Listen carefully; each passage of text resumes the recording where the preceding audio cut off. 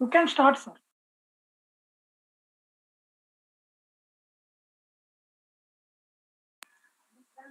Any questions from last time? There was somebody asked about this Penrose diagram. I will wait. I'll first open that. Trying to open the chat box so that in case there is a question here. So I thought that I will find a picture which would show that, but it unfortunately is not there. Even though I saw some references here and there where people have mentioned about like they have referenced null infinity, etc. But I could not see a picture where it is shown. So what, for everyone's knowledge, what Penrose diagrams do is that if you want to visualize the space-time completely as in a one compact form, because they're infinite and so on, then it provides a way to draw a diagram in a compact space, basically, and then with a lower dimensionality, because you can only plot two-dimensional objects like t and x and so on in relativity, and it has some features like that light. I mean, there are some ways by which you can describe certain phenomena. So you can read more about it online and so on. But just wanted to check. I mean, did you? I think Junik Sengupta asked the question. Did you have anything specific in mind about with the Penrose diagram, or it is just generally you are asking that whether it could be used? No, sir. Actually, just a few days back, I was actually working on a project on black hole information paradox. From there on, I read about the Penrose diagram and the Hawkins diagrams. The way they differ, the way they explain that a black hole can be through the black hole, the information passes to some other some parallel universe or some those problems. So from there, when I was comparing it with the LIGO detection modules, what came in my mind is that when we are talking of a single black hole, we can define a Penrose diagram related to it. When we are talking of two black holes who are merging to each other, what will the changes that the Penrose diagram will occur? Two black holes. Encounter that is not clear. Yeah, two black holes. It is not very clear that whether you can actually present in one diagram that way. But if you have, like, for example, a black hole ring down, like a black hole is perturbed black hole, or is probably also if a small black hole is falling in a bigger black hole, those things you probably will be able to represent. But I don't know whether you can get a lot of insight from the Penrose diagram like you do otherwise. That's the thing. You see what I mean? Yeah, actually, I was going on Google. Like gravitational collapse, etc. People can describe different things. Like there are things. Using these diagrams, but that I don't know whether you can get any scientific insights out of it, that diagram that way. Yeah. So even when the black holes are colliding against each other, or when they're when two black holes are just in the merger phase, they are colliding against each other. The singularity which is related to them, just the moment of their collision, that singularity is also getting like a big hectic in that moment, right? Meaning the singularities are inside the event horizons, and no information is coming out of the event horizon. Even when the black holes are merging, no information is coming out of the event horizons. At least that is our current understanding, right? It is going into a bigger, two black holes come close, and then there is a common horizon that forms, and now they are inside that. So nothing got exposed from inside. So when they're merging against each other, when the two horizons are colliding against each other, what happens at that particular phase? When they are very close, there is a common horizon which forms, wrapping these two, like sort of like there are two. There is this nut. Like two bubbles which are coming close to each other. two bubbles came close, but it is not that those bubbles are touching each other. There is another bigger, I mean, my understanding is that there is another bigger bubble which is like a sort of like a dumbbell shaped, which forms, and then the black holes, so that creates a final black hole. It is not like that there are some holes inside the smaller black holes which are getting connected by a pipe or something. When they are coming close, a bigger envelope forms. Okay. So that is my understanding. You can check with other people who work with in this area, but what I understand is this, that there will be a bigger event horizon will form, and then finally that event horizon will come to take more shape after radiating the ring down signal, and then it will become like a normal car black hole. Okay, let me move on. Okay, thank you. So now there is another question. Yeah. On the chat box. Actually, people should write the questions to everyone in the chat box so that other people can see it. You don't have to. So what you do, if you in the chat box, in the arrow, you could select everyone in meeting. Then everyone will see the question. So here is a question by Vaibhav Srivastava. Can we say that the black holes formed after merger of two black holes will always have some spin considering the angular momentum conservation? That is right.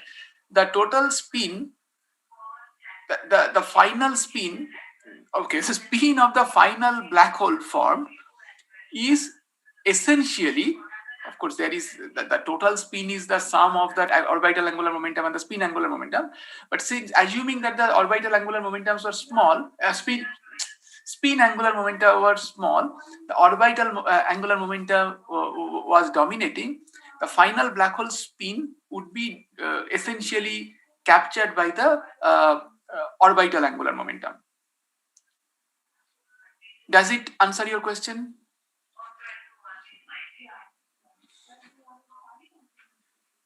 Okay, great. So now our today's main topic is, of course, detection. We'll spend more time on the interferometric detectors, but we'll start with the other modes of detection. Okay, so the first detection of gravitational waves happened with the detection of a okay, so in the last lecture I told you that that when when this binary goes around like in spirals, they emit gravitational waves, which basically through which they lose some energy and they come a bit closer, and that changes their frequency.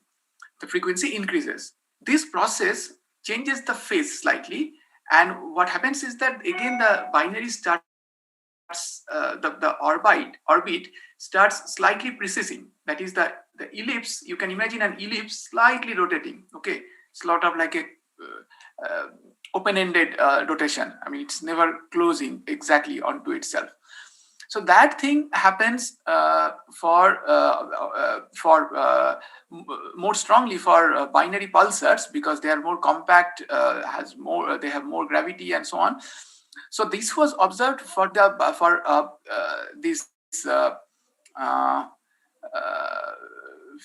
observed by Hulse and Taylor for I think in for a long time, actually 1970s, and then these observations were carried out by Weisberg and Taylor, I think, for a long time. So this pulsar was observed for about 30 years, and that is plotted here.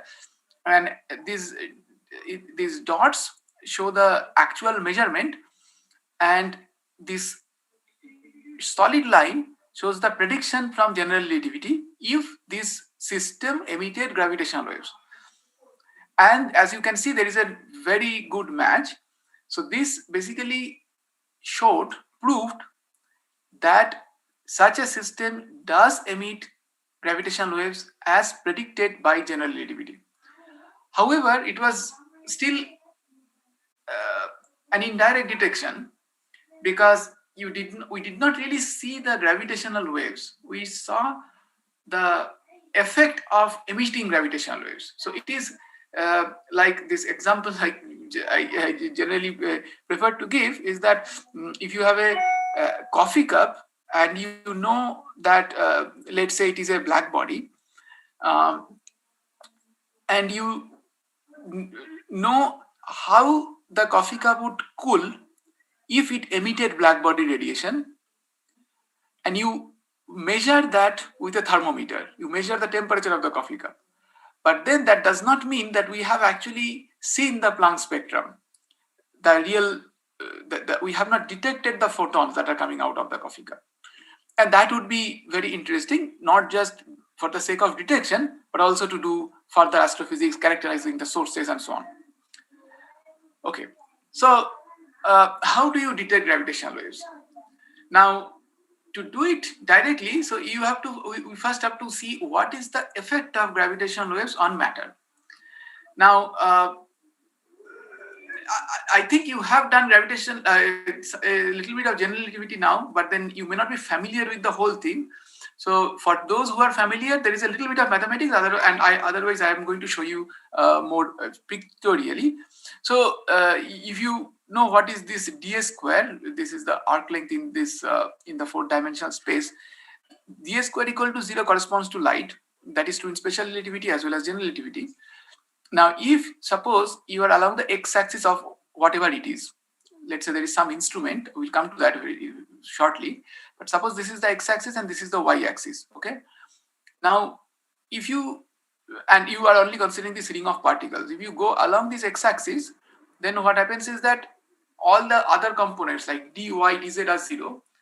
And if we are in the TT gauge, then all these tx, ty, tz components are all 0. So basically the metric has only this kind of 2 components remaining, and it's diagonal. So it's c squared, then you have c squared dt square minus gxx plus gxx dx square, where the gxx is eta xx plus hxx, and eta xx is -1. So then you can write this equation. Okay, c squared dt square equal to 1 minus hxx dx square. And if you remember, we did this hxx in the previous class, showed that it is like h plus omega t minus kz. So then what happens is that you can write the time taken for light to go from this point to that point using this integral. Basically, we are integrating on this, and it will be 0 to L along x. So in this TT gauge, the coordinates remain the same, only the metric changes. That means if because of gravity some object is oscillating or moving, its coordinate is not changing. It is still at the same coordinate, but the change is reflected as the light travel time. And that is what is written here. Now, because h is small, you can expand this as, using the binomial expansion, and then this power half goes here, and you can write it like this. Now, assuming that, see, h plus is also a sinusoidal function because it is a wave, but assuming that it is very slowly varying and light is making many trips before that, that is, it is doing like this, and by the time the phase of gravitational wave changes, it has made several trips, then you can basically treat this as constant, and it will become 1 minus h plus by 2 into L. So this is one way to go, and to come back again, the same thing will happen. So for each trip, you will get a delta L by L, that is a fractional changing length, which will be h plus. And then you can do the same thing along this line also. So only x-axis is also enough to detect something. I'll tell you later, meaning in principle. But if you have an arrangement like both axes, then along y-axis, what happens is that somebody asked in the last lecture that why HYY has the opposite sign, so that we can use for our benefit. And then for the other side, it picks up the opposite sign. And so if you have a device, an experiment like this Michelson Interferometer, which does not measure the precise path length, but measures the path length difference, then this minus sign, the other one will be plus. So plus minus minus will basically cancel out this 1, and you will only get a factor of 2 with this. So it will become 2H plus for the plus polarization. So basically the delta L by L will be 2H plus. This is the sort of thing that will be picked up by this such an instrument. Now, the problem here, of course, is that H plus is extremely small. It is less than 10 to the minus 21 for whatever we have detected so far. So even with such an arrangement, it is extremely difficult to detect gravitational waves. Now, and also, so basically what happens if you look at this ring of particle and considering this algebra, etc., is that if you have a ring of particle, it basically does this kind of motion. It becomes squeezed along one axis and elongated along other one, and then squeezed along the other direction. So basically it looks like if you put everything, superpose all these images, it will look like sort of like a plus sign, this and this. And for the cross polarization, basically it is just at 45 degrees. So all the images you have just rotate by 45 degrees and you will get this. And here, if you now again superpose all of them, it will look like a little cross sign here. Okay, something like that. So that this is what is going to happen. So now I can show an animation to show exactly what is happening here with the plus polarization. So you can see that this is of course highly exaggerated. Something like this is to happen. So now the point is that if you have a laser light which is going through this beam splitter, and like basically what happens in a Michelson interferometer, they are collected and in this, and a sensor is sensing the path length change. Then if there is gravitational waves, then there will be a change in this arm length which will be detected. So there is another a bigger, I'll show another animation for that. But before that, just one thing is that even if we used only one arm instead of the full setup, that could also give you a detection of gravitational waves. So that was the attempt which was done initially by Joe Weber.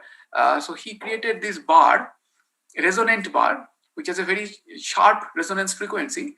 So gravitational waves actually sweep a frequency, because like when the binary is moving, its frequency is continuously changing because the orbit is shrinking. So when the frequency matches the frequency of the bar, then the bar will get excited at the resonance.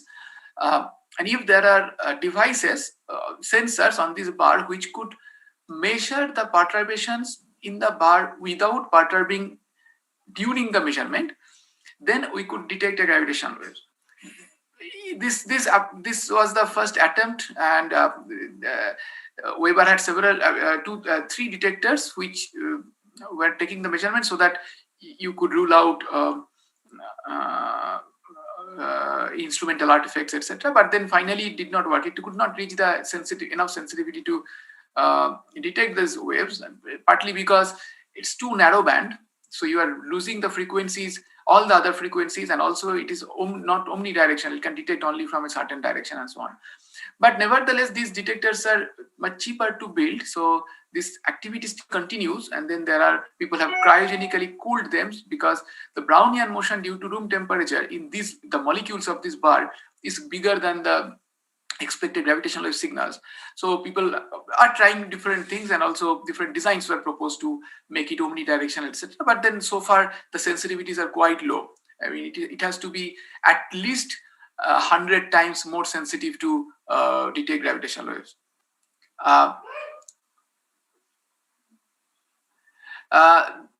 So in the bar detector, what is the bar frequency and how we can calibrate with the frequency with gravitational wave, as it is uncertain. So I don't remember the exact frequency of the bar. It could be in kilohertz. Yeah, it's written here actually. I don't know whether few kilohertz. It is like 1 kilohertz, something like that. But the thing is that yeah, it is more than a kilohertz. I think they are targeting supernovae. But the gravitational wave frequencies are not completely unknown, because from astrophysics you know what could be the frequencies. Now, if you see the same, suppose you have 3 bar detectors, and you see the same excitation, same kind of excitation in 3 detectors at the same time, then it will be difficult to say that that each of the that the detection is a false detection. However, you have to make sure that each of the detectors are otherwise very quiet, in the sense that suppose each detector is extremely noisy, then the probability, then all the time there are coincident noise triggers. That is, each at every given moment, these 3 detectors are giving some triggers, and the probability that at some point their parameters will also match is pretty low. Like let's say here, of course, amplitude will be the parameters. If 3 of them will show the same amplitude fluctuations, it will be very common. So that is why this is not so reliable that way. This could happen with the interferometric detectors also, but they are extremely quiet, and we know that the probability that they are detecting a signal simultaneously just from coincident noise fluctuation is, as I said in the last lecture, it was for the first detection, it was like 1 in 65,000 years, which is extremely low. These days we don't, I mean, obviously that was necessary for first detection. We don't really need that much accuracy. We typically demand that the number of false alarms should be less than 1 in a year or so, because in 1 year you are already detecting several sources, tens of sources now. So out of, let's say you detect 50 sources per year, if one of them is wrong, it's fine. Okay, now here is this animation you might have seen many times, but nevertheless, so you see this is a Michelson Interferometer. Many of you may actually do it in your physics labs. So this is the beam splitter. Light splits in 2 parts, gets reflected here, and from the other one also they get collected at the beam splitter, and this combined light is received at this photodetector. Now, if there is a gravitational wave signal, then what will happen? So this is right now destructive interference. See, they're exactly at opposite phase. But when gravitational wave comes, there will be a movement along this in this mirror, and then that will change the intensity here. So that by detecting that, we would be able to detect gravitational waves, even though this is not really how exactly the detector works, but this gives you a pretty good idea of what it is. Okay, now moving on. So let me pause here. Is there any question? I'm going to move a little bit to the real pictures of the detectors now.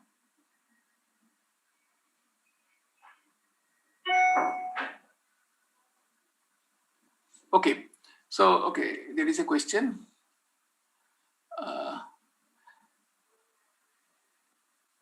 Consider we have a detector which can detect plus polarization. So can we detect the cross polarization as it is 45 degree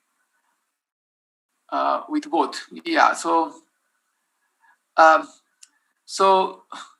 thing is that yes, if you can design a source which would be perfectly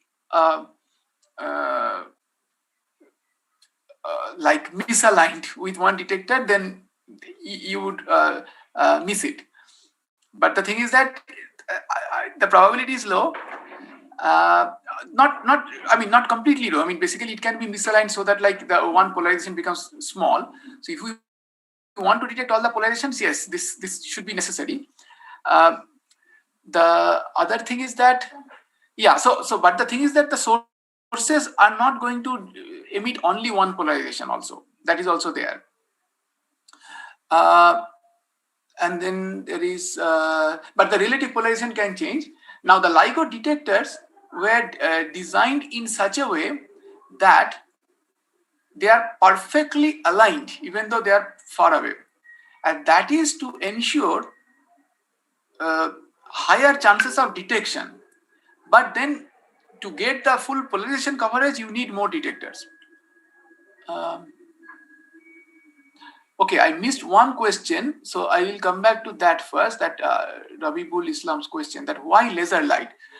That is, of course, again a good question. But this you should get your answer from your interference lessons. That the light has to be coherent. If light is not coherent, then or the coherence length is small, then you would not get fringes. Okay, this is why you have to use laser light, which has very strong coherence length, very long coherence. Okay, what is the other question?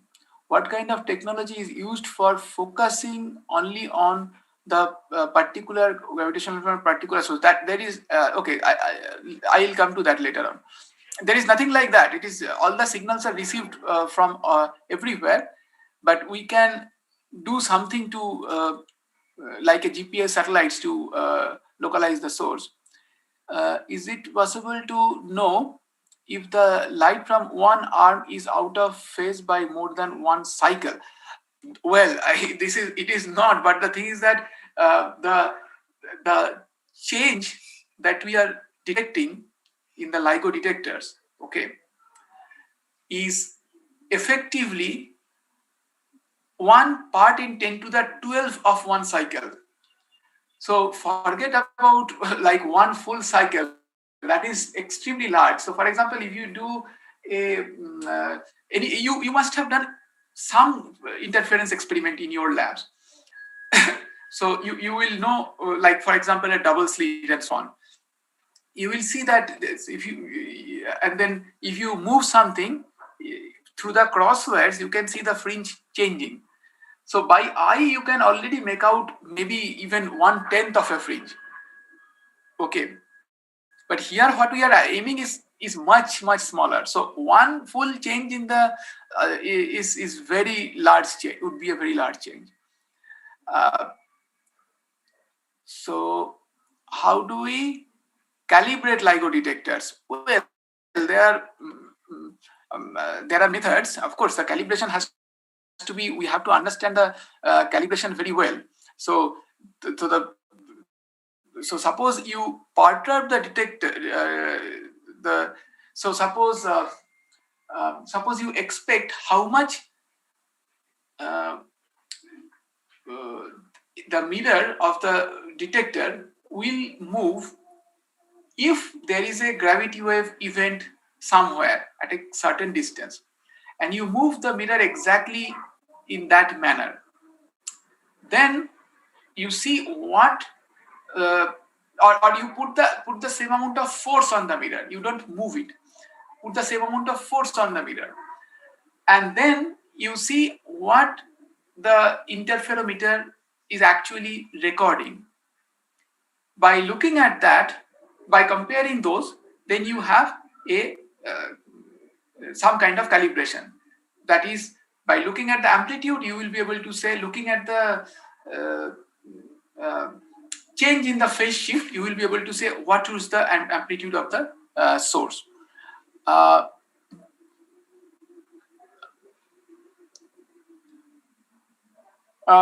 Okay, there is this other question. What are the differences between an L-shaped design like LIGO and a triangular shaped design like Einstein telescope and LISSA?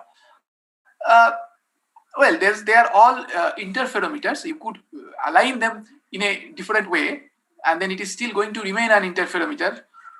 LISSA is different. LISSA's technology is different, but Einstein telescope will be an interferometer. LISSA's problem is that it is too far away. The laser, you have to receive the laser, measure the laser phase, and then again not re-emit, but it's a continuous process. But you cannot do a proper interferometry that way with LISSA. Because the wave front, so basically it's 1,000,000 kilometers away. So the wave, even the laser wave front amplitude falls quite significantly. So then the question is that why does the laser light not come back to the source, but it does come back to the source. Okay, I will show you that what exactly is done to prevent that.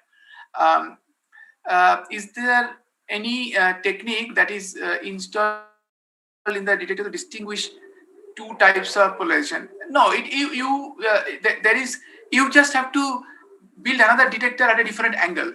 Then you will get both the polarization simultaneously. Okay, and that is why we need multiple detectors anyway. Two LIGO detectors would not be able to resolve the polarization. It will detect some parts of both the polarization, but it will be a mixed combination. You would not be able to exactly say what was the polarization.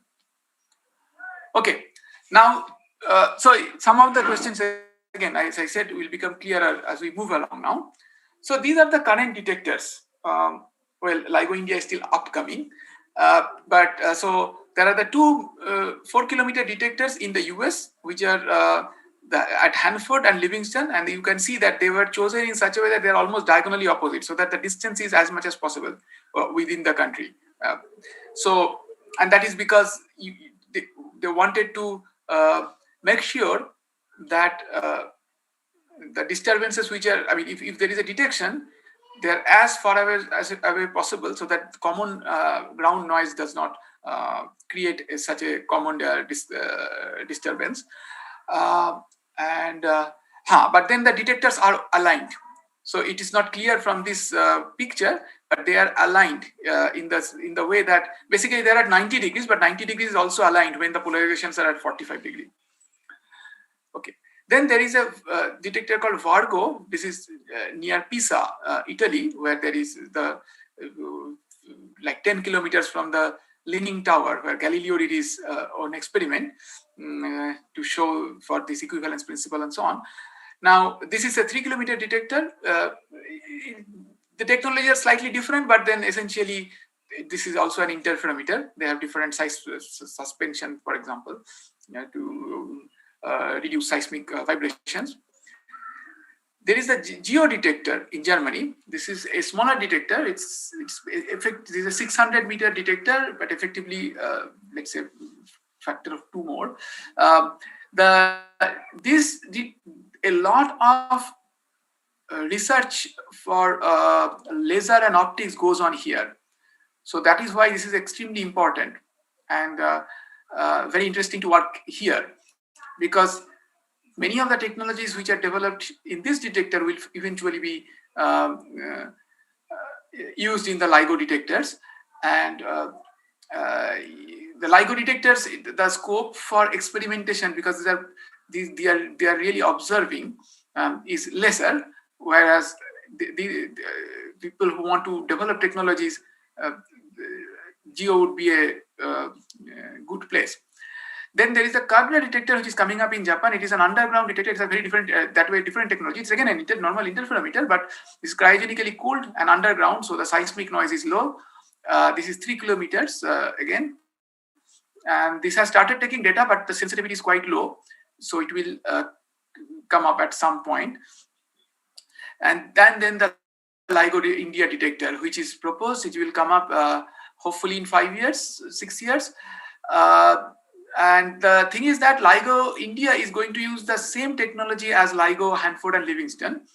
So the advantage is that to bring the detector to the desired sensitivity, it takes years to decades. Okay, so because of the similarity in the technology, when the LIGO detector comes online, it will be almost at the same sensitivity as the 2 LIGO detectors, and that can basically overtake Vargo and Kagura's sensitivity. So that will be a big advantage. If the sensitivities of the detectors are not comparable, then it becomes difficult to do proper science with it. So it is not that that overtaking other detectors is important, but what I mean is basically that all these detectors, when LIGO India come online, will all be at a very similar sensitivity. But then the advantage of trying out different technology is also there, that you may have a bigger chance of getting a higher sensitivity. Okay, fine. Moving forward, so this is the LIGO detected in Hanford, as you can see that this is basically barren land because you don't want any disturbances nearby. And this arm length is 4 kilometer, and 4 kilometer is a very long distance. If you can try to imagine, it could be like half of the size of a city if you look at the aerial distance, not the road distance. Now, so essentially there is, so this is the beam splitter sits here, and more components I will show you, and the end mirror is here.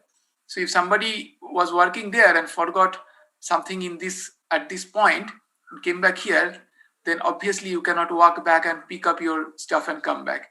You need to really drive from one end to the other end of the detector. It's pretty long. Now the thing is that even with that length, the sensitivity of the detector is very small. So then how do you increase the sensitivity? So one obvious way would be to fold the light path like this, but then this has its own challenges. That the technology that is used in LIGO is this, where we put a Fabry-Perot cavity inside each arm. So the thing is that there is another mirror which is placed here. See, from the beam splitter, light was going and coming back, but you put another mirror. Then light sort of gets trapped here. These mirrors are very highly reflective. So then effectively, statistically, light would go around for, let's say, 300 times before coming back. So the power here increases quite a bit. And then the effective sensitivity. So basically, in some sense, you increase the path length of the detector by 300 times just by putting this mirror. Of course, that made things more complicated, but this is one of the things which is done. And then the other part is that somebody was just asking that why all the light from the beam splitter goes only to the photodetector instead of going back. Actually, it does go back, so, but you don't want that. So there is another. So forget about all this. Okay, fine. There is something called the power recycling mirror, which is put here. This basically reflects back all the light that was coming in, not all, but a significant amount. And this is also placed in resonance with the rest of the system. So it is basically, so there are different resonant cavities which are made so that the full reflection can happen. And then this gives about factor of 50 more enhancement in the total power inside the cavity. In the end, the power in this cavity is like close to a megawatt. Is megawatt of laser. You can imagine it's an enormous amount of power, laser power inside. So this is basically the thing. And then there are also something called the signal recycling mirror, which is put here to tune the sensitivities if one wants, like to narrower frequency band and so on. So this is the overall basic design. Okay, now there are some questions.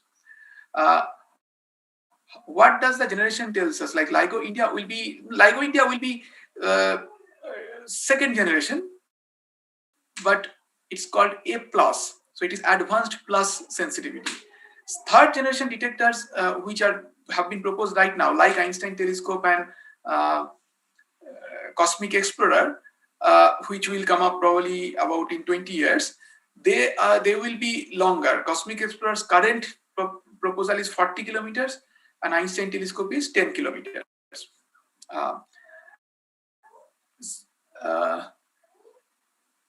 The next question is, how do we set the reflection inside the Fabry-Perot fixed to few hundred times? And okay, so this is so all the mirrors are movable, of course, but so there are all suspended mirrors. So you can read about Fabry-Perot cavity. If you fix the, okay, I think I have something here. Let's see, the reflectivity is mentioned here or not. No, it's not mentioned. So, but finesse should be mentioned. I know that is also not mentioned here, but you can so suppose you take a you make a single Fabry-Pérot cavity with 2 mirrors, and you choose the reflectivity of the mirror. Then you will know that what would be the how much time, how many reflections light will go through before coming out statistically. So that sort of tells you the. So let's say it is 0.99. Then you know like 1% of the light will come out and 99% will be reflected back. So then statistically light is staying inside for 100 times. So things like that. It's a little more complicated. I mean, there are more algebra goes into it, but it's basically sort of like that. Yeah. All right. Okay, so this is the theoretical budget for the noise budget. Okay, let's one more question. As we have seen in the experiment coming out of the linear distance, as both arms are in, how does it capture the light coming perpendicular?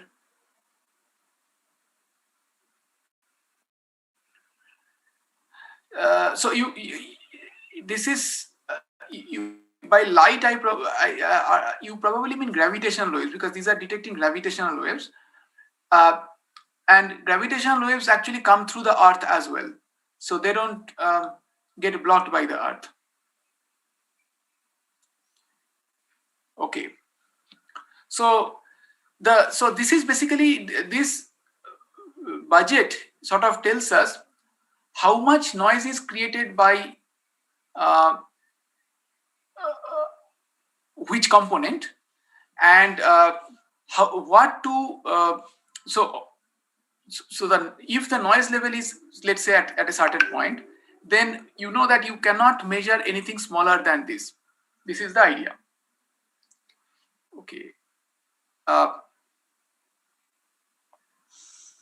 Yeah. So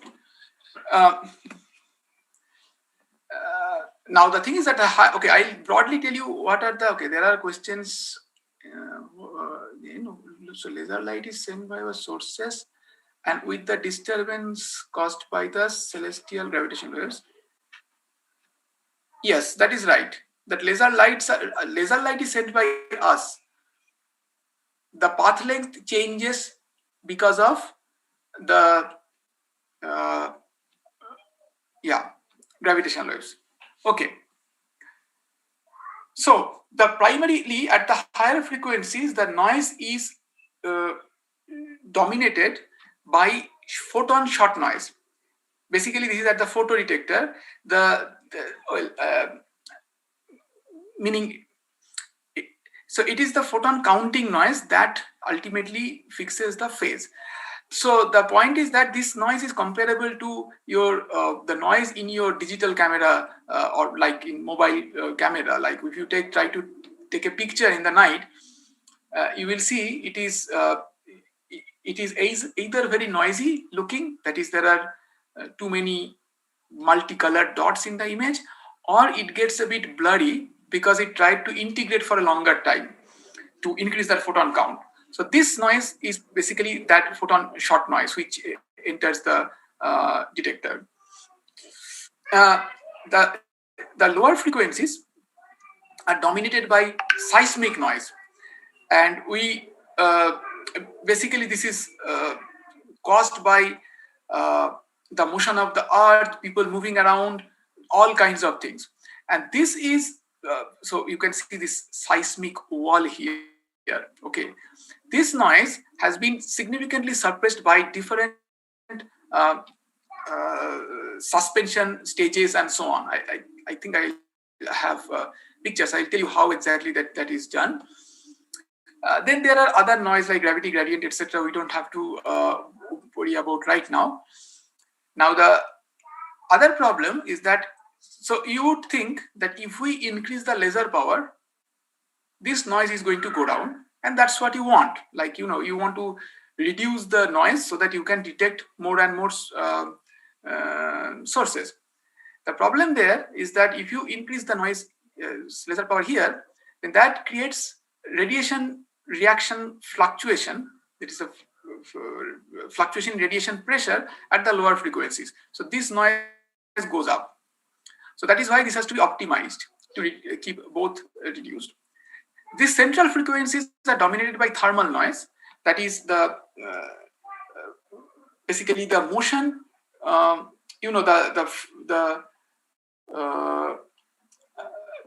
There is some kinetic energy for every degrees of freedom, which is given by half kT.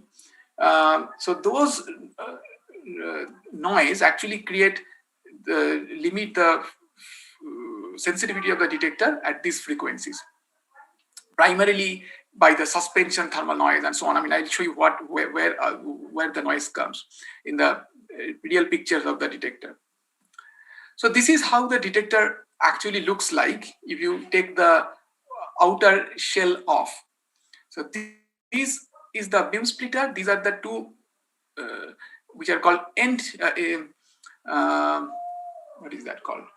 ITM. Basically, these are the other arms of the Fabry-Perot cavity, and these are the end test masses, which are the ends of the detector. This is 4 kilometers, but this is not shown the whole 4 kilometer. And this is the vacuum enclosure. This is about 1.2 meters, and there is 10 to the minus 9 torr vacuum inside this. And then the other things like laser, photo detector, those things are here. Now let's look at the individual components. Now here was a broad view, and now you can see that even though that looked pretty small, each of these chambers are pretty big. This is the tube. Okay, so you can see that it's compared to people, this is very big.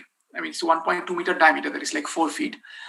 And then there has to be a clean room set up for people to work on. This is one of the mirrors. There are many mirrors, and then it has to be polished properly and so on. You cannot just touch it with your finger, then it is gone. It has to be extremely polished. Otherwise, scattered light is going to completely destroy the interference pattern. You would not be able to get like few hundred kilowatt power. Now, the mirrors are hung from this multi-stage pendulum. Now imagine that, forget about a pendulum, but imagine that. So this is basically to reduce seismic noise.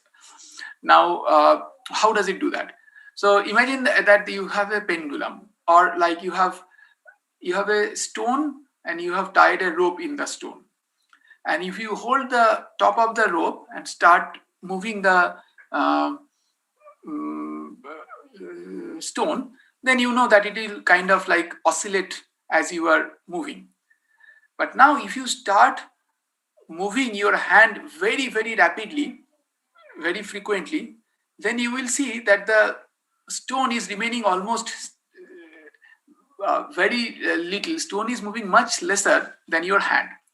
So basically, this is because a forced harmonic oscillator, which you must have done in your class 12 or so on, at higher frequencies act as a frequency isolator.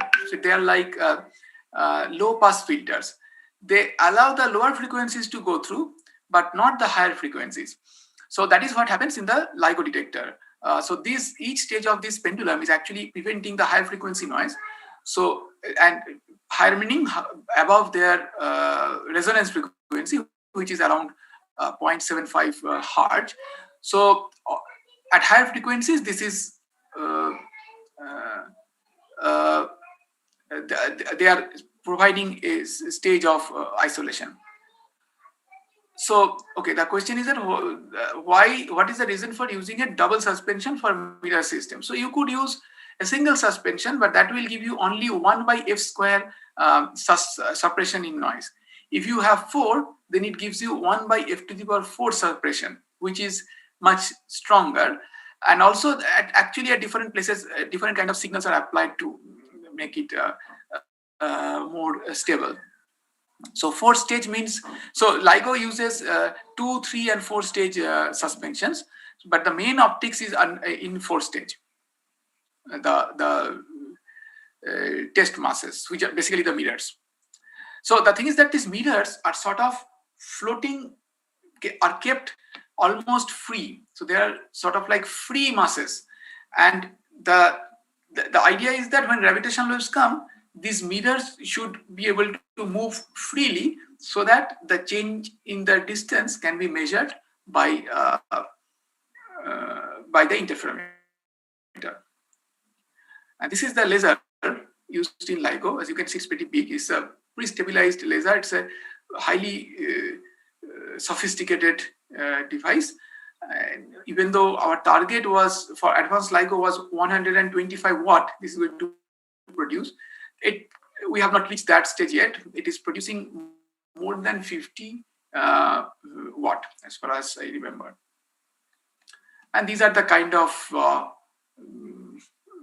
complicated optics that are there for different purposes, essentially to stabilize the laser and remove unnecessary components, so that what is inside the cavity is pure modes which we want for this interferometry.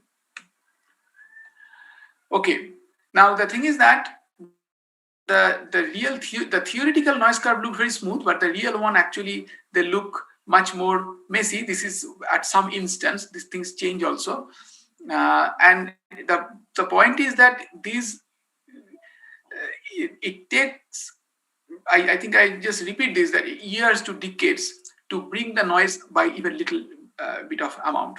So that is the thing to keep in mind. Okay, I'll pause here and then move to that how in this noisy data we can find out a signal. If there is any question here.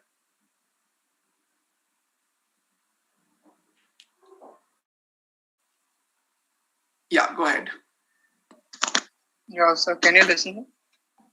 Okay. Yeah, I can. Hello. Yeah. So my question is when the gravitational wave produce, they're going to produce an interface pattern also. So you know that that LIGO arm will not change if the destructive interference will occur, right? So my question is, what about those half semi-constructive or destructive interference? Does it changes the arm length during that semi-constructive interference? So we observe in reality, we actually observe with three types. Actually, in practice, it is done actually in a quite different way.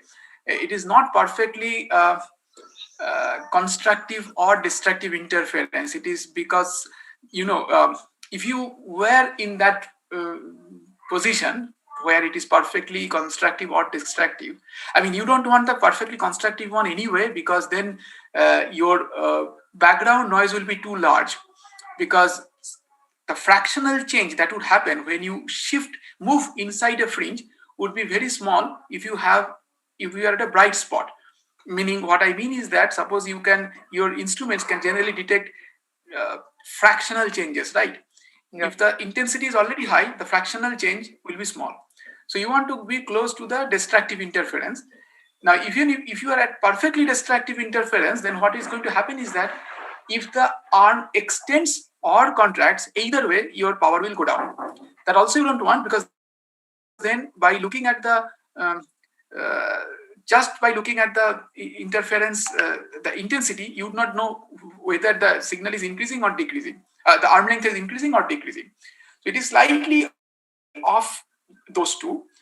Now, in fact, the interferometer you will be surprised to know that actually does not move at all.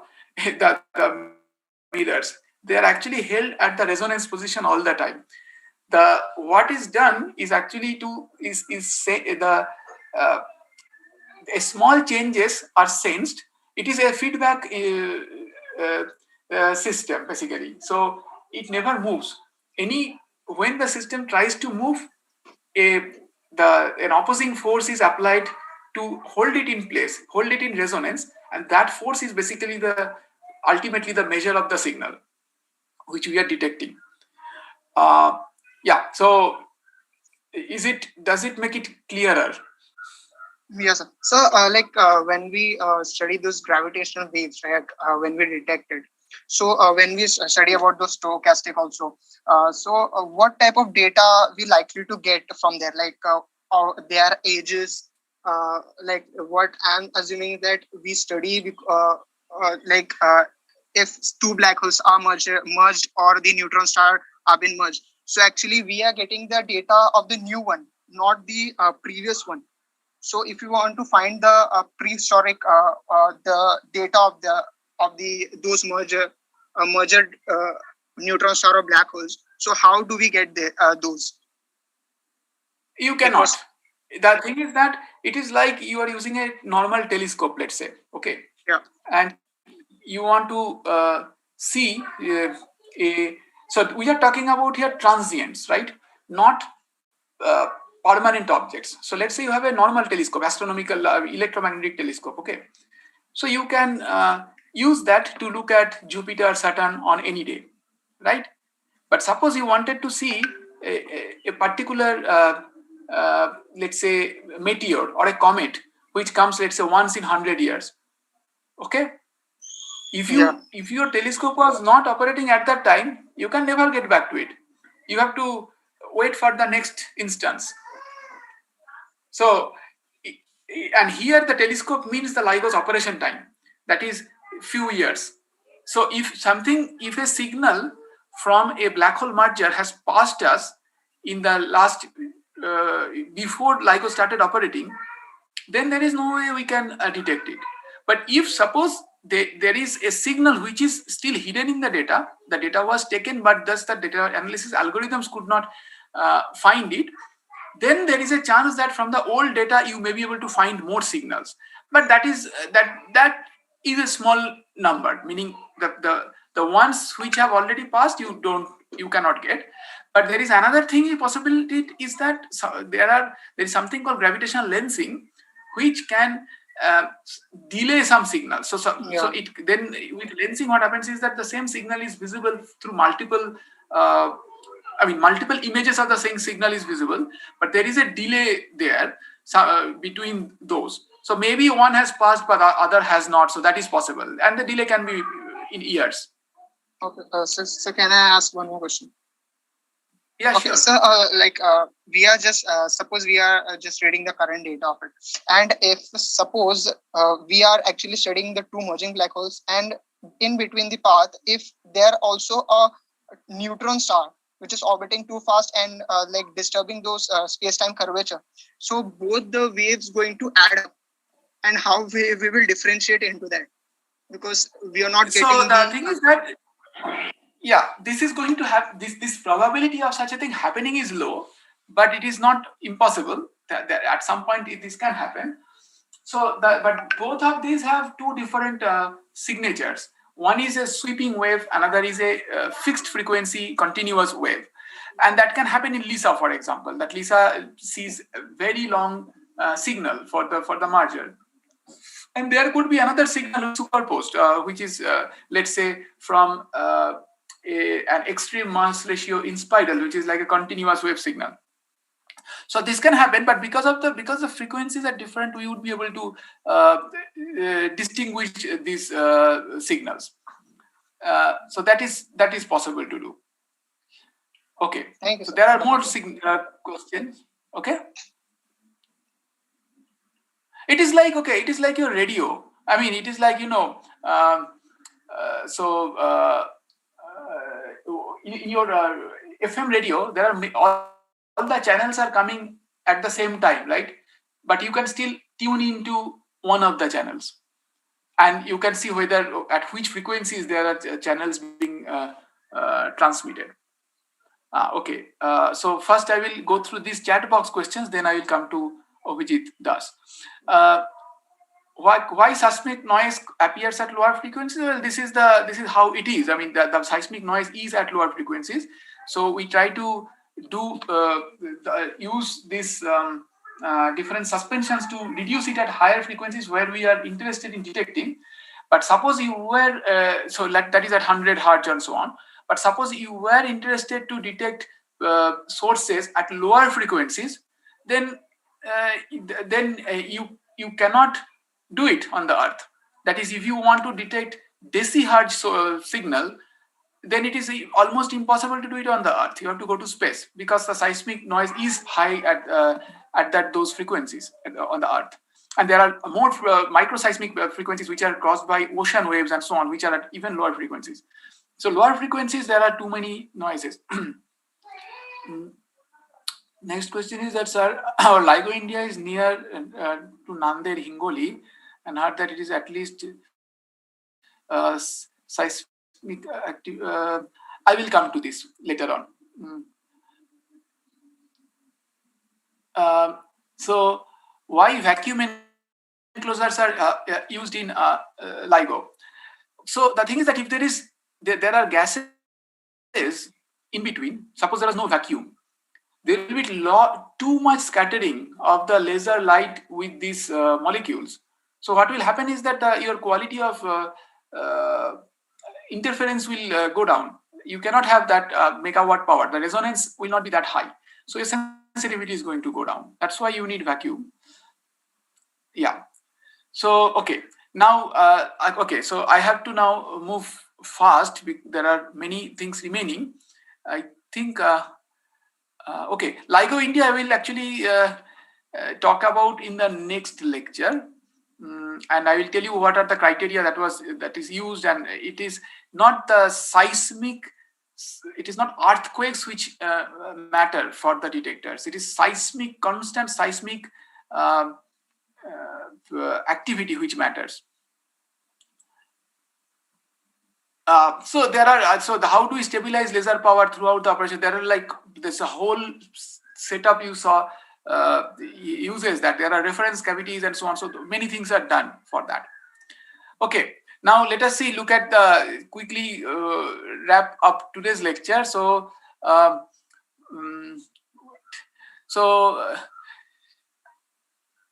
first of all, how do we detect the signal in this noisy data? So forget about the many things. Main thing is that we need something called matched filtering. That is, we need to know the shape of the signal and try to find it in the noise. Without this prior knowledge of the shape of the signal, it is very difficult to detect it. So I will just show you this animation, which may. So let's say that there is this data. Okay, the blue colored thing is the data. It's basically noise. And then there is a red thing here, which is a signal. It is hidden there. And suppose that we know the shape of this signal, but we don't know where it is. Then what will we do? We'll take this shape, place it here, and take the correlation of this with the data and plot it here. Then again move it a bit, again do the correlation and plot it here. Okay. So this is what is being shown here. The animation is just to show that. Now when you see that the signal is matching the location, then there will be a peak, and this peak is above the this noise level. So this is the idea of match filtering. There are mathematics related to it, like how exactly it is done. Maybe Sanjit has already talked about it a little bit. So this is the basic idea of match filtering, and this was developed primarily in India under Professor Dhurandhar, and then this was used for the primary detection. And then, but it gets more complicated because what we showed is really a very basic picture. The problem is that this shape of the signal. So what is coming here, plotted here, is not fixed. It can change. I mean, based on the masses of the black hole, spin, etc. So you have to do this search for every possible mass combination spin, etc. So that is what is done. I mean, it is complicated. So you have to tile this parameter space. That is, these are, let's say, some mass parameters, and for each one of them, you have to find that template, that is that model waveform, which was developed by Bala Iyer and so on analytically. But now we use and also Professor Vishweshwar for the ring down phase, and in between we were using that real merger phase was done on supercomputers using numerical relativity. But now these days we use a very combined approach where which is called the in-spiral merger ring down waveform, where Professor Ajit Parameswaran from ICTS made quite a bit of contribution to create those. So then finally what we get with all this is that that initial LIGO, which operated for about 10 years, could not detect any source, and that is because so that was basically funded to show that we can still detect small disturbances, but the advanced LIGO would be something which would detect. The reason is that the probability of detection, the event rate, with the horizon distance of the initial detector was only like 0.02. That is, there was a 2% chance of detection. On the other hand, with advanced LIGO, it was much more. It is like 1 per week, and that's why we see it. It will become clearer here. This was here, and with all this mass filtering, etc., the reach of the detector was up to this with the initial LIGO, and this is here with advanced LIGO. Okay, and then yeah, several things were done with advanced LIGO. Now I'll see that what are the changes that are done. What does quasi? Quasi means sort of semi. What is the where did you find quasi mode here? No, it is not clear here. Acha, what are the sources which are used to create this high efficiency laser? Sources meaning this is called NDYAG laser. So yeah, so that is whatever that those materials are used. Okay. Anyway, so now let us go through it quickly. So what are the changes that were done in advanced LIGO? And this will tell you that what are the things that can be improved to make better and better detectors. So basically, initially the power was supposed to be increased, like that 12 watt to 120 watt and so on, which has not been achieved yet. Then you want a heavier mirror, because the effect of gravity, it does not depend on mass. So if you make the mirrors heavy, they will have same kind of acceleration due to when the gravitational waves are falling, but the effect of other disturbances will go down, because there the acceleration is inversely proportional to the mass and things like that. Okay, so there is a question about the Vishwaswara ring down. So ring down is basically so it has quasi-normal mode. Okay, the ring down is the last part of the signal where the black hole kind of settles down after emitting a signal which falls with sinusoidal signal, basically damped sinusoidal signal. It is like when you ring a bell in a then you will say, let's say in a temple, then it goes down, right? I mean, ting, so that kind of sound. So you can read more about ring down signals by Professor Vishweshwara. That was in 1970s. He did the work. Okay, so then there are these other noise sources which are also reduced. I mean, noise has to be reduced. That is the primary goal. So if you use different kind of fibers and wales, all those things reduce the noise level. So I think we will not get into more into this, but one thing you should note that this is how the noise, the sensitivity progressed. This is 2015-16 and 2019. So it took years to come to reduce noise. So this is the thing I was saying. And then, okay, I wanted to talk about the detected gravitational sources also, because next lecture I want to talk more about the future ones. So okay, so let me just get into in maybe 5 minutes or 10 minutes. I'll just tell you what exactly has been detected and what we want to do next, and then we'll stop.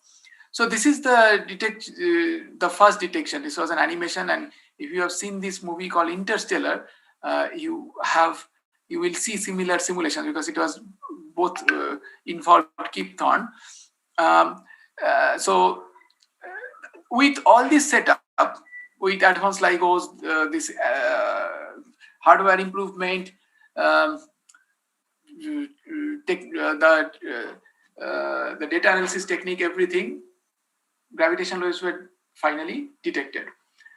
And now the thing is that the next thing that happened was GW 170817. That was a binary neutron star merger which was detected. Now there the thing was that the crucial thing there is that this signal was followed up with electromagnetic telescopes in different frequency bands, and that was a pretty big thing. So you can see many lot of things about this, but I will tell you the main scientific output of that. So this is one of the things, and I think somebody was asking that how the sources are localized. So basically they are sort of like by computing the time delays using a in a GPS sort of way. I'll tell you a little more in the next class, but here you will see that first. So this is this Fermi which detected the signal from electromagnetic signal. So these two gave this patch, okay, common patch, but this is also very big. You cannot follow up with electromagnetic telescopes. Then LIGO Virgo gave this patch. LIGO gave this one, then Virgo will reduce it even further here.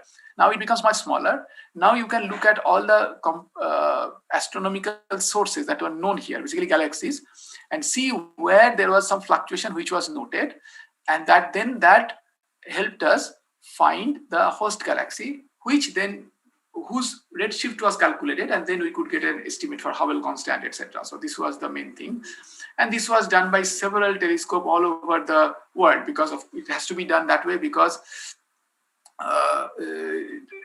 there is day and night. Only at night time the normal telescopes can operate. So you can see that all over the world, and then also there are several Indian telescopes which participated in this.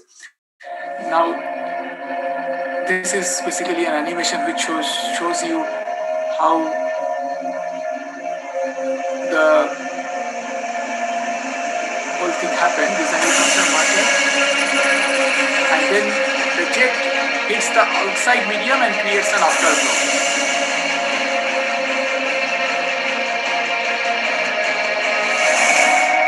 So apart from that nice visual, the thing is that what it showed is that there is this prompt emission which happens right after the merger, and then that jet comes out and hits the outer medium and creates this afterglow, and all those things were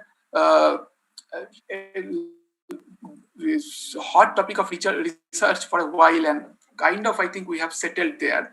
So now the one of the very important thing that we learned during that process is that the detection of Fermi. See, this sound is like what if you convert the gravity wave signal to audio, and this is basically showing that when the gamma ray signal was detected. The point is that this detection, the distance between these detections was only 2 seconds, and this event happened 40 megaparsec away. So the total fractional distance, the fractional difference between time travel of gravitational waves and electromagnetic waves was 2 seconds in 10 to the 16 seconds or 10 to the 15 seconds, something like that. So to the odd level of few times 10 to the minus 16, we know that gravitational waves and electromagnetic waves travel almost at the same speed. So basically there are some theories of gravitation, some relativistic theory of gravitation where the the speed can be different. It may not be the speed of light. So, but this observation constrains it very strongly, assuming that gravitational waves and the gamma rays emitted almost at the same time. In fact, it could be even stronger if suppose somebody proves that, well, the gamma rays came out 2 seconds later, because then you have a even stronger match. Okay. So the question here is that how the color of the jet changes. It turned blue. No, these colors are all added sort of artificial colors. They are not true colors. This is just to show that what happens. But the thing is that the frequency does change, meaning that the gamma rays come right after in the prompt emission phase. Then later on there are more low frequency emissions. The more low frequency emissions become more dominant later on.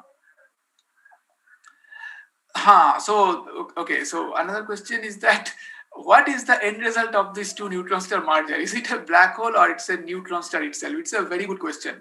We don't know the answer.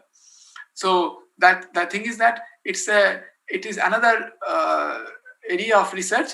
The thing is that it could be either, but we need very good detectors if we which can probe the post-merger phase in order to see whether it was a neutron star or a black hole. And there are many papers which are being written, not many, but there are many people who are working on it to see how to if we could have a way to identify this.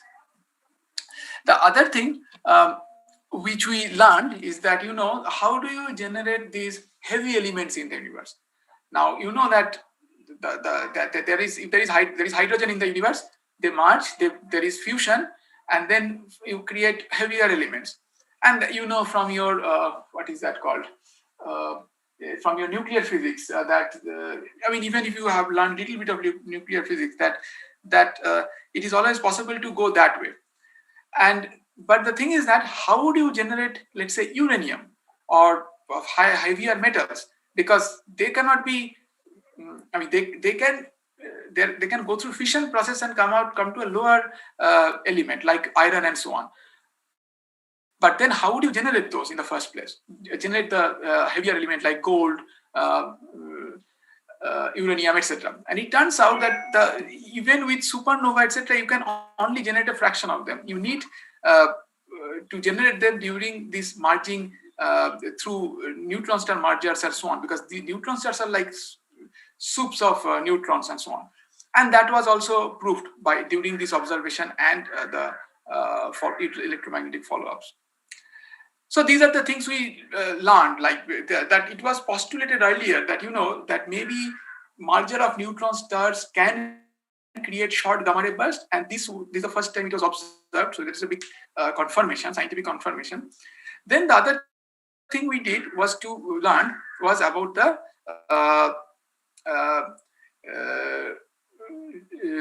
Hubble constant measurement. So you see that there are these Hubble constant measurements from CMB and supernovae. They are very precise, and they are shown here, this green patch and the sort of this orange one, but they don't match. See, there is a gap there. So even though they are precise, one of them has to be wrong, because otherwise they would match. So, and the gravity wave measurement gave us this huge band, which is right now big, but the advantage is that more and more detection will shrink this, and then we will be able to know which one of them is wrong or if both of them are wrong. So this is another interesting thing. Now, so these are some of the, this has got updated. So basically this plot shows the LIGO's detection. See these blue ones, they come in triplets because two merge to form a third one. These are the black holes which have been detected so far. And these are the ones which were detected by X-ray. And these were the neutron stars which were detected by electromagnetic observations. And here, so these two are LIGO's neutron star. And now there is one more, which have merged to form something where you will see, if you see carefully, there is a question mark, because we don't know this is a neutron star or a black hole. Okay, now the thing is that, okay, I'll now wrap up in 2-3 slides just to say that what is next. So with all this, it is like, as I said, we are basically at this Galileo's telescope situation. So it is just the beginning. We have just started seeing a handful of sources. for us, there are the main thing would be to build a network of detectors and follow up many sources with electromagnetic telescopes so that we can learn more about these objects, get a better estimate of Hubble constant, etc. Improve the sensitivities to and enter the third generation eventually, which will be like maybe in 20 years time. And also we are right now at the audible frequency range, like 100 hertz and around that period. If we want to observe at other frequencies, we need other means like radio telescopes with pulsar timing array at some point. Then space-based detectors would be a very important step to see, for example, supermassive black holes. And so first thing, most important for us, LIGO India, will come there later in the next lecture. And what are the signs that we want to get from this? So there are many questions, right?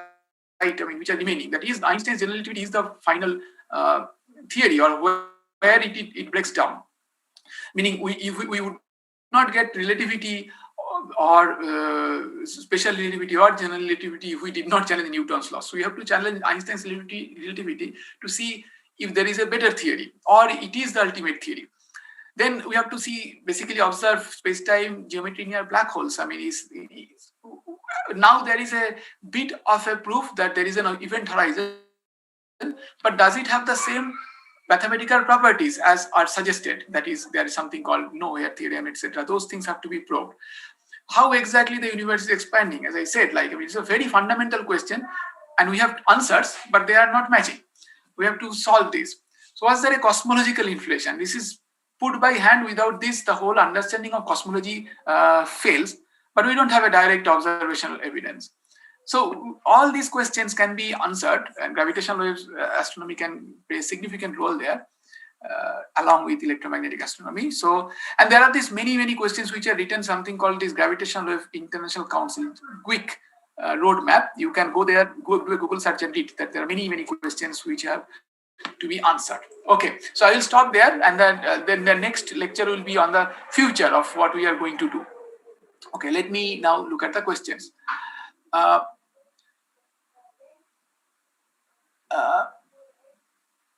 Yes, the binary neutron star merger led to the discovery that heavy elements such as glossy is made in such explosion. Yes, that is right. Before that, there was we did not know where exactly. It was postulated that it is possible, but then with this follow-up and the observations, it was confirmed. So then, why there is not any contribution from geodetector? Well, those people are all part of this collaboration. The thing is that the lot of technologies are developed there, and then they are used in these detectors. But geo's sensitivity is otherwise low. It is just a let's say 600 meter detector, which is with folded arm. It can be 1.2 kilometers, but otherwise it is not so sensitive. So yeah, so that is the thing that is used for testing technologies, creating technologies. So geo, it is not expected that, I mean, geo is going to be kept on also when the other detectors will be off. So for example, if there is a supernova in our galaxy, that geo will be able to detect, as far as I know.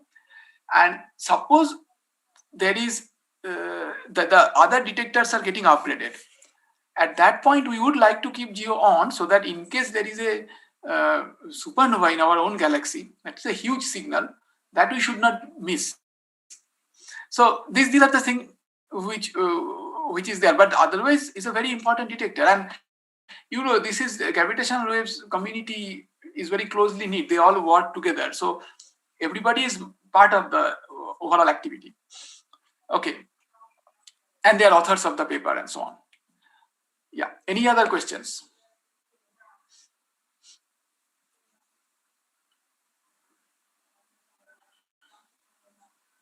I'll give you a minute and then stop.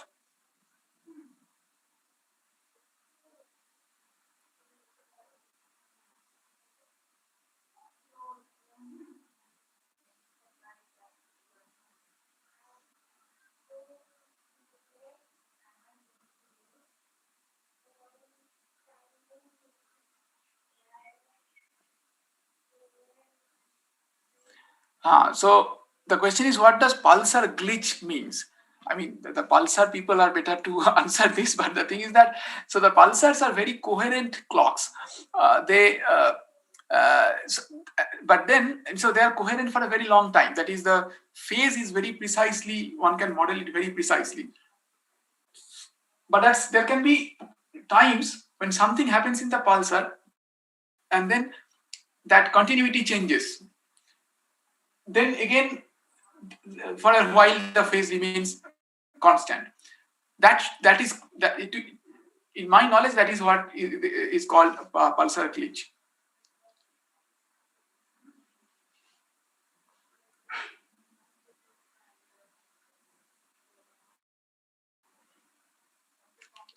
Okay, so since there are no other questions, we stop here. The next lectures will be again about the